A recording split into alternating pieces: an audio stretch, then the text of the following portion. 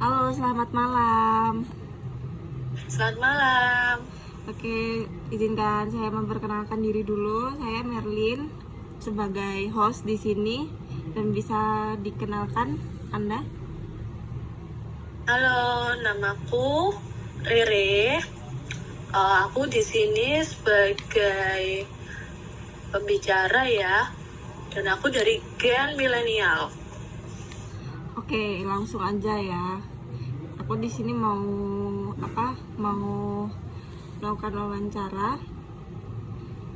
Langsung aja ke pertanyaan yang pertama.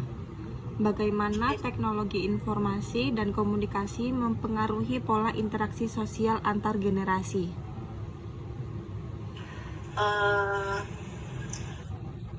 Ini kalau menurut aku ya pasti beda sekali ya. Kalau di zamanku dulu kan emang waktu aku kecil tuh masih belum ada tuh namanya gadget, terus kayak HP, komputer itu kan masih belum ada. Jadi untuk interaksinya kita, sosialnya kita itu lebih langsung ke face to face, langsung ketemu. Nah, setelah berkembangnya zaman, yang aku lihat sekarang kan kita malah seringnya pakai gadget ya untuk interaksinya, malah bisa dibilang kita jarang ketemu langsung face to face kalau nggak memang penting banget, atau keluarga atau temen kerja atau sekolah. Jadi menurutku ya pasti beda banget dari zamanku yang waktu itu milenial sama sekarang Gen Z. Beda banget sih ya interaksinya. Oke, lanjut udah ya. Ya. Oke, lanjut. Untuk pertanyaan kedua, apa saja perubahan signifikan dalam cara masyarakat mengakses informasi dari antara generasi dan generasi? Kalau itu ini ya, mungkin kan bedanya karena di kita itu, kalau dari zamanku kan kita harus mempelajari tuh, dimana kita yang waktu kecil nggak pernah megang gadget sama sekali. Ketika teknologi itu tadi baru masuk kan kita belajar dari nol. Dan yang aku rasain sih kita lebih tertarik untuk mempelajari hal itu karena hal itu belum ada di zaman kita awal-awal. Waktu kecil kan belum ada, jadi kayak kita ini menarik gimana ya caranya tuh. Awal dulu internet, terus buka sosial media, awal banget yang aku tahu kan Friendster dulu itu.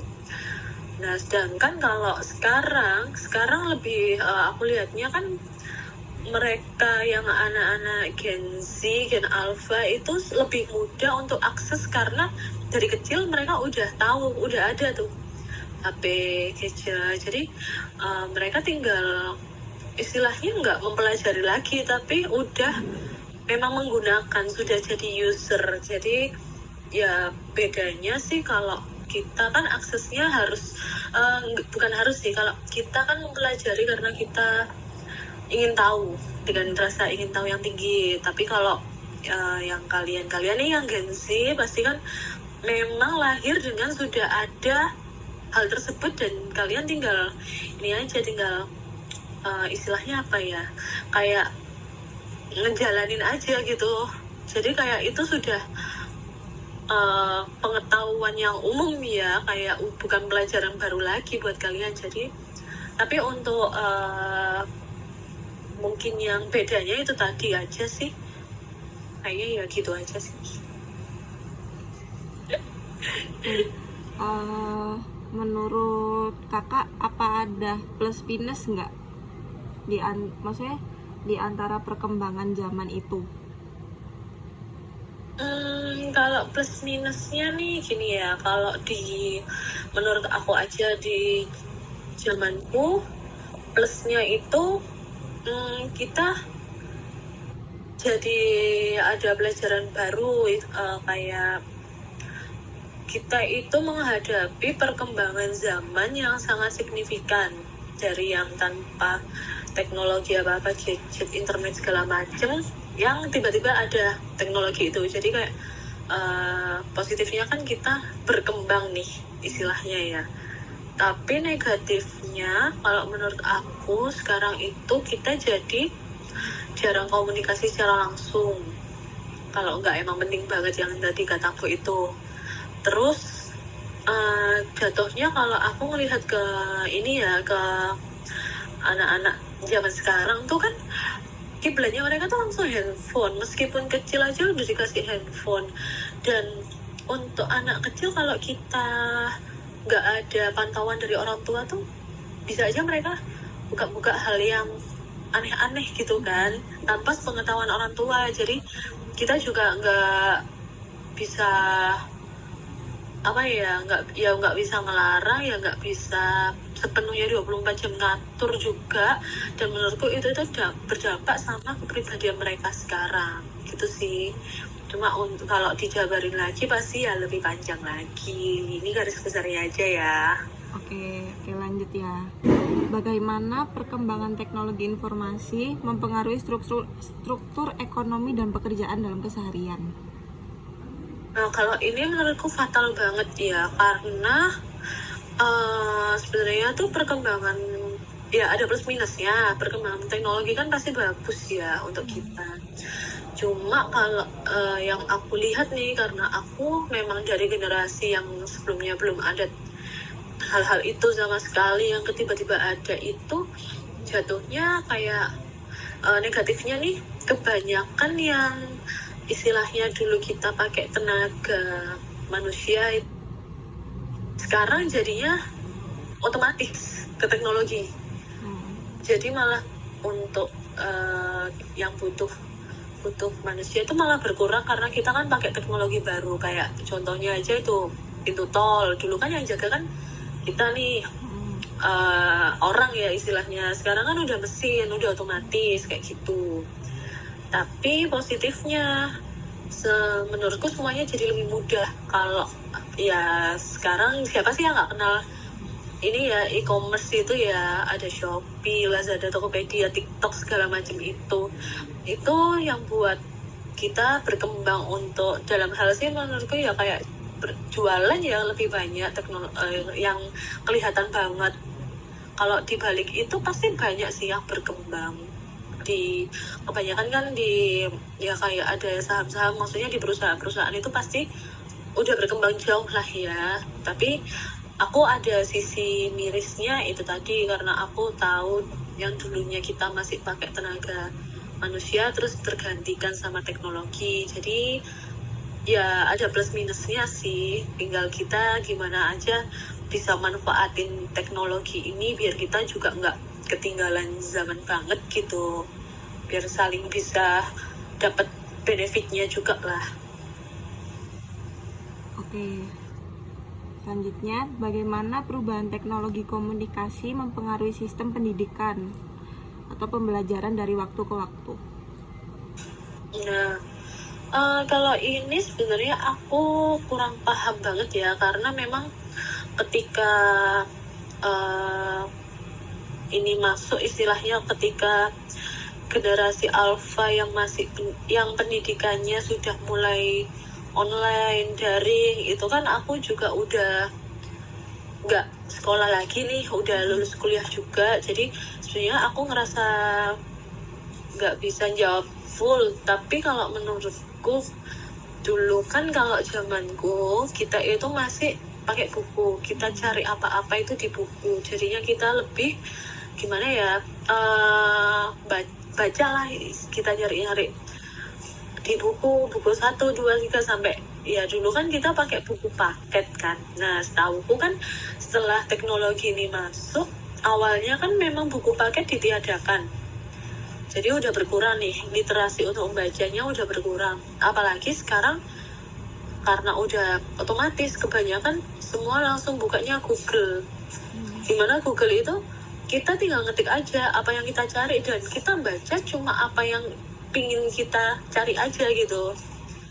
Jadi kan nggak, menurutku ya, jadi ini sih mungkin literasi untuk membacanya jadi berkurang, karena udah otomatis itu tadi, apa yang kita cari ya udah itu yang kita baca. Kalau aku dulu kan masih di buku itu kita harus baca tuh full, baru kita nemuin apa yang mau kita cari. Itu sih menurut aku. Oke, untuk pertanyaan yang terakhir ya Kak, bagaimana peran medsos dalam membentuk pola pikir dan perilaku masyarakat antara gen ke gen ini? Kalau peran media sosial sih itu sebenarnya kembali juga ya ke masing-masing pribadi. Kan kalau sekarang kan udah banyak nih konten kreator dimana aku lihat konten kreator itu juga nggak seluruhnya ada yang milenial, nggak seluruhnya ada yang Gen Z. Jadi beberapa menurutku ya itu perkembangan dari adanya sosmed di zamanku. Lalu ada yang istilahnya mereka kayak pingin gimana ya caranya kita biar bisa menarik perhatian. Nah itu kan jatuhnya kan kayak gitu, tapi itu positifnya. Cuma kalau kembali lagi yang tadi yang kataku ke tergantung orang-orangnya tuh, untuk beberapa orang nih yang lihat nih, oh sekarang lagi rame ini rame itu, jatuhnya tuh mereka cuma ikut-ikut aja yang lagi tren kayak gitu. Itu menurut gue minusnya ya, karena nggak seluruhnya yang lagi tren itu juga positif kan. Ada yang mungkin ya biasa aja, tapi kayak dibuat seakan-akan jadi tren, padahal itu ya sebenarnya nggak penting-penting banget gitu sih kalau aku ya sebagai generasi milenial yang melihat. Dan rata-rata aku melihat sih untuk ini yang golonganku milenial, kita itu tipe yang lebih ngelihat gini kayak yang tren ini nih, kita lebih kayak mikir, perlu nggak sih kita bikin kayak gitu? Nggak usah kali ya, buat apa? Kebanyakan kita mikir dulu karena kita kebiasaan dari awal tuh ngikuti yang dari nol sama sekali kan. Jadi kan kita mikir ngapain ya gitu.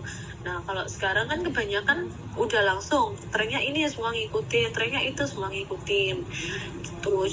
Tapi ya itu tadi kembali sih ke masing-masing. Yang kalau pesanku sih ya kita berbijak aja ya dalam menggunakan sosial media, jangan terlalu yang ngikutin sosial media banget, terus kayak sosial media jadi panutan, karena semua orang itu ya punya standarnya sendiri-sendiri, nggak bisa ngikutin sosial media itu sih. Oke, boleh berikan contoh nggak Kak, kalau dari case yang terakhir tadi?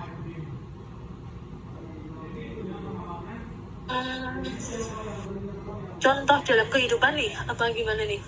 Ya kayak tadi kan kakak udah jelasin, apa semua tren tuh nggak harus diikutin, terus kayak orang tuh apa ya lebih kayak ke, apalagi terutama generasinya kakak, kayak harus mikir 2 kali lagi, ini perlu nggak ya, oh nggak perlu soalnya cuma gini-gini plus minus lagi kayak gitu.